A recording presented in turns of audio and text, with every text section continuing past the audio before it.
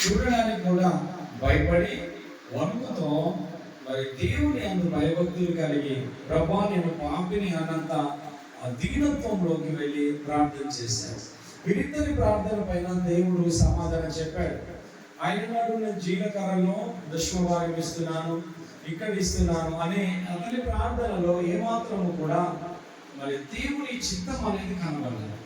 So సుక్కరి ప్రార్థన ఎలా విన్నదంటే మరి తనను తాను తగ్గించుకొని దేవుని వైపు చూస్తూ మరి భయంకరంగా దేవుడు ఎంత గొప్పవాడు అనే ఒక ఉద్దేశాన్ని అతడు చూస్తున్నట్టు మనం చూస్తున్నాం. అందుకే నా పేరు పెట్టబడిన ప్రజలు ఏం చేయాలంటే తమ్మును తాము తగ్గించుకొని ప్రార్థన చేయాలి. బ్రహ్మ మా అవిధేయతలను క్షమించు, మీకు ఆయుష్కరమైన ఏది కూడా మాలో లేకుండా సహాయం చేయండి.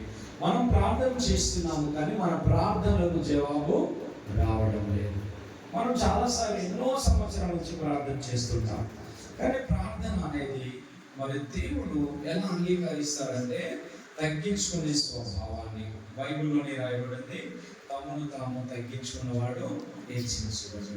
అంటే తగ్గింపు జీవితంతో చేసే ప్రతి ప్రార్థన దేవుడు వింటాడు. హల్లెలూయా.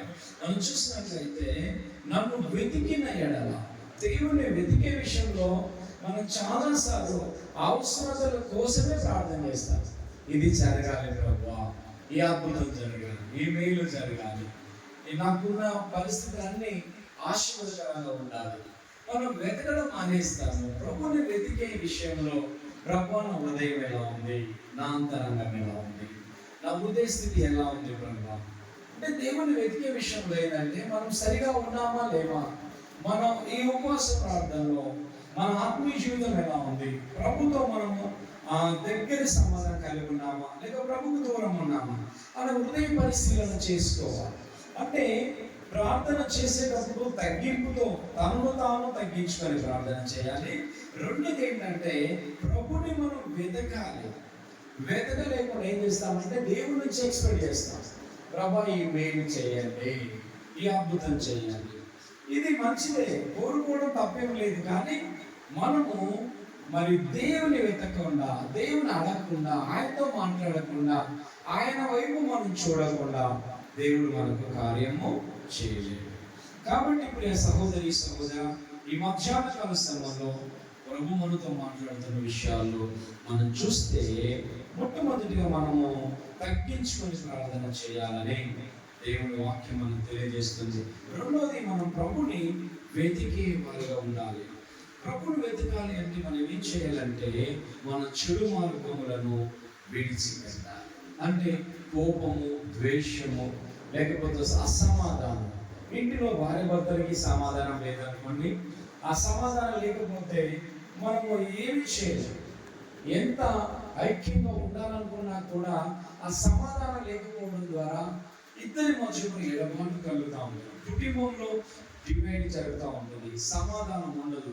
అందుకని మనము ప్రభుని వెతికే వారిగా ఉంటూ తగ్గించుకొని ప్రార్థన చేస్తూ మనకున్నటువంటి ఆ చెడు మార్గములను, అంటే కోపమే కావచ్చు, ద్వేషమే కావచ్చు, సమాధానం లేకుండా ఉండే పరిస్థితులు కావచ్చు, ఇవన్నిటిని ఏం చేయాలంటే విడిచిపెట్టడం మనం నేర్చుకోవాలి. హల్లెలూయా. సో ప్రియ సహోదరి సహోదర, విడిచిపెట్టకుండా అవి మనలోనే అలానే ఉన్నాయనుకోండి, ప్రభు దగ్గరికి వచ్చిన నెమ్మది ఉండదు. మన హృదయంలో ఎంతో బాధ, వేదన ఉంటుంది. అది ఎప్పుడైతే మన హృదయం నుంచి తొలగిపోతుందో అప్పుడు మనకు నెమ్మది కలుగుతూ ఉంటుంది. అందుకని దేవుని వాక్యంలో ఇలా రాయబడింది, ఏమంటాడంటే ప్రయాసపడి భారము మోచున్న సమస్త జనులారా మీరు నా యొద్దకు రండి, నేను మీకు విశ్రాంతిని కలిగజేస్తాను. మన ప్రయాసాలు, మన బాధలు, వేదనలన్నీ కూడా ప్రభు సన్నిధికి మనం తీసుకొచ్చి వాటిని ఒప్పుకొని వదిలిపెట్టి ఆ చెడు మార్గములను విడిచిపెట్టి దేవునిని వెతికే వారిగా మనం ఉండాలని ప్రభు వాక్యం మనకు తెలియజేస్తూ ఉంది. హల్లెలూయా. సో ఎప్పుడైతే మనము మన పాపములను, మన చెడు మార్గములను, మనకున్న బలహీనతలను ప్రభు సన్నిధిలో ఒప్పుకున్నప్పుడు తప్పకుండా అవి క్షమించబడి ప్రభు మన కార్యం చేస్తాడు. అందుకని సామెతలో రాస్తాడు, అతిక్రమాలు దాచిపెట్టేవాడు వర్ధిల్లడు, వాటిని ఒప్పుకొని వదిలిపెట్టేవాడు కనికరించబడు.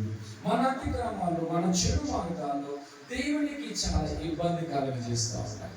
అందుకని యెషయా ఒక మాట తెలియజేస్తారు, ఎందుకు దేవుడు మన ప్రార్థనలు వినడు? చాలా మంది జీవితంలో మేము ఇంత ప్రార్థన చేస్తున్నాము, ఇంత ఉపవాసం అంటున్నాము, ఎన్నోసార్లు దేవుడు వైపు చూస్తున్నాము, కానీ దేవుడు మా ప్రార్థన వినడం లేదు, మాకు జవాబు ఇవ్వడం లేదు అని అనుకుంటున్నారు. అయితే పరిశుద్ధ గ్రంథంలో యెషయా 59వ అధ్యాయంలో కనుక మనం చూసినట్లయితే ఒక అద్భుతమైన విషయాన్ని మనం చూస్తుంటాం. మొదటి వచనంలో మనం చూసినట్లయితే, రక్షింపనేరక యుండునట్లు యెహోవా హస్తము కురుచ కాలేదు, వినలేని యుండునట్లు ఆయన చెవులు మందము కాలేదు, మీ దోషములు మీకును మీ దేవునికి అడ్డముగా వచ్చును. హల్లెలూయా. మనము దేవుడు రక్షించడానికి సమర్థుడు. ఆయన హస్తము చాలా పెద్దది. ఆయన సృష్టిని మొత్తం ఆయన కందృష్టిలో నడిపిస్తున్నారు. ప్రభువుకు ఉన్నటువంటి గొప్ప ఆధిక్యతను మనం గ్రహించలేకుండా ఉంటాం. ఆయన రక్షించలేదని, ఆయన మేలు చేస్తలేదని, కార్యం చేస్తలేడని మన జీవితంలో మనం చాలా బాధపడుతుంటాం. కానీ మన చెడు మార్గములను మనము విసర్జించలేకపోతుంటాం. మనకున్న బలహీనతలు, మనకున్న కోపము కావచ్చు, ద్వేషము కావచ్చు, వాటిని మన జీవితంలో నుంచి ఒప్పుకొని వదిలిపెట్టే వారికి మనం ఉండాలి. మనం ఎప్పుడైతే విడిచిపెట్టే స్వభావాన్ని కలిగి ఉంటామో ప్రభు మన జీవితంలో కార్యం చేయడం ప్రారంభిస్తారు. అందుకని మొదటి వచనంలో 59వ అధ్యాయం